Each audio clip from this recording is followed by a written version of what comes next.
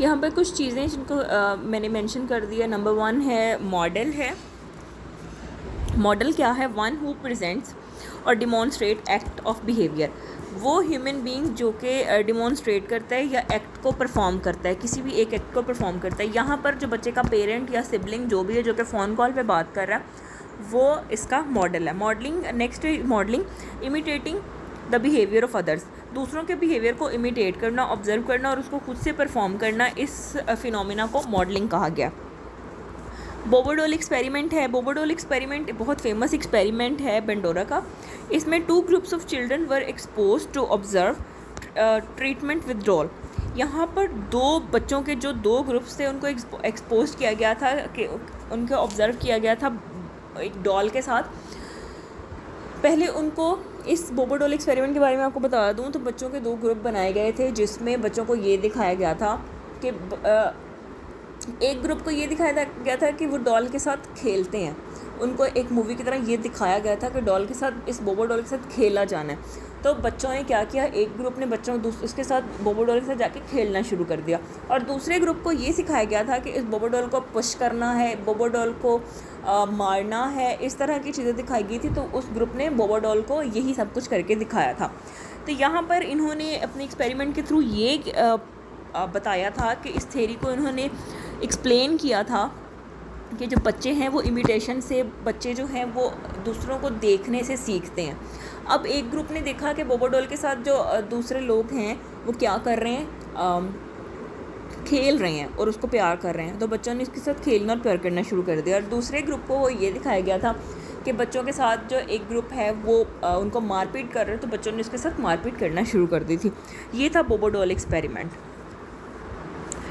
Okay, 2 groups of children were exposed to observe treatment with doll and they perform same way as they observe। और उन्होंने वैसा ही किया जैसा कि उन्होंने ऑब्ज़र्व किया था। That was the experiment। कुछ और चीज़ें हैं जिनको मैंने यहाँ पर क्लियर करना मुनासिब समझा था। इसमें मॉडलिंग स्टेप और उसके मतलब क्या हैं वो बताए गए हैं। नंबर 1 जो मॉडलिंग स्टेप है वो अटेंशन। अटेंशन का मतलब है नोटिसिंग, ऑब्जर्विंग एंड बिहेवियर। किसी भी चीज़ को जब बच्चा अटेंशन देता है, कोई किसी भी चीज़ के बारे में बच्चा जब उसको व्यू देता है, उसकी तरफ देखता है, उसको अटेंशन का नाम दिया गया, नोटिसिंग और ऑब्जर्विंग बिहेवियर। दूसरा जो है वो रिटेंशन है। रिटेंशन में स्टोरिंग और रिमेंबरिंग। बच्चा इन्फॉर्मेशन को, जो इन्फॉर्मेशन उसने देखी है, जिस चीज़ को उसने नोटिस किया या ऑब्जर्व किया, उसको स्टोर करता है या फिर रिमेंबर करता है। Reproduction, performing and doing. Reproduction में बच्चा उस इन्फॉर्मेशन को परफॉर्म करता है और डू करता है। Motivation, adopting the basis of consequences. तो उस फिनोमिना को, उस अमल को जिसको उसने ऑब्जर्व किया था, उसको वो अडॉप्ट कर लेता है, उसके कॉन्सिक्वेंसेस को। इसको मोटिवेशन का नाम दिया गया। नेक्स्ट है vicarious learning and self efficacy. Vicarious learning, this is the process of indirect learning. In vicarious learning, people learn. It allows individual to learn from experiences of others. Individual notice learning, punishment or reinforcement of others and follow it. दोबारा सुने। This is process of indirect learning. ये indirect learning का process है जिसमें बच्चा जो है वो डायरेक्ट लर्निंग नहीं करता। अब डायरेक्ट लर्निंग ये होती है कि बच्चा जो है खुद से एक्सपीरियंस करता है किसी चीज़ को, उसको डायरेक्ट लर्निंग कहा जाता है। और इनडायरेक्ट लर्निंग उसको कहा जाता है जिसमें स्टूडेंट या ह्यूमन बीइंग खुद से लर्न नहीं करता बल्कि वो दूसरों से सीखता है। In vicarious learning people learn. It allow individual to learn from the experiences of other. वही बात आ गई कि बच्चा जो है वो दूसरों के एक्सपीरियंसेस से सीखता है। Individual notice learning, punishment and reinforcement from others and can follow it.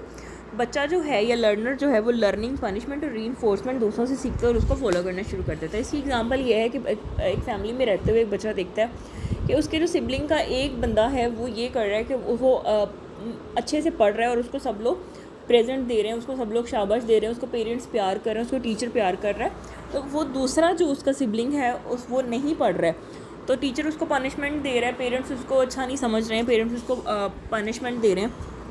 तो वो ये दोनों एक्सपीरियंसेस उसके दूसरे लोगों के, एक थर्ड पार्टी के एक्सपीरियंसेस हैं। लेकिन वो बच्चा उनसे ये सीख रहा है कि अगर मैं पढ़ूंगा तो मुझे भी रीइंफोर्स किया जाएगा और अगर मैं नहीं पढ़ूंगा तो मुझे पनिशमेंट मिलेगी। तो वो इन दोनों में से जो भी रास्ता इख्तियार करना तो उसको रीइंफोर्समेंट वाला रास्ता इख्तियार करना चाहिए ना। तो वो रीइंफोर्समेंट का रास्ता इख्तियार करता है और अच्छे ग्रेड्स लेता है। तो ये जो उसकी लर्निंग हुई थी, ये लर्निंग उसकी इमिटेशन के थ्रू हुई थी। उसने दूसरों को देखा, थर्ड पार्टीज़ को देखा, ऑब्जर्व किया और ख़ुद से अपनी लर्निंग इनडायरेक्ट वे में गेन कर ली कि उसको भी इसी तरह से करना है। Number 2 is self efficacy and individuals believe in his capacity to execute behaviour necessary to produce performance. ये एक इंडिविजुअल का बिलीव है उसकी कैपेसिटीज़ के ऊपर कि वो अपने जो कि उसकी परफॉर्मेंस के लिए नेसेसरी है।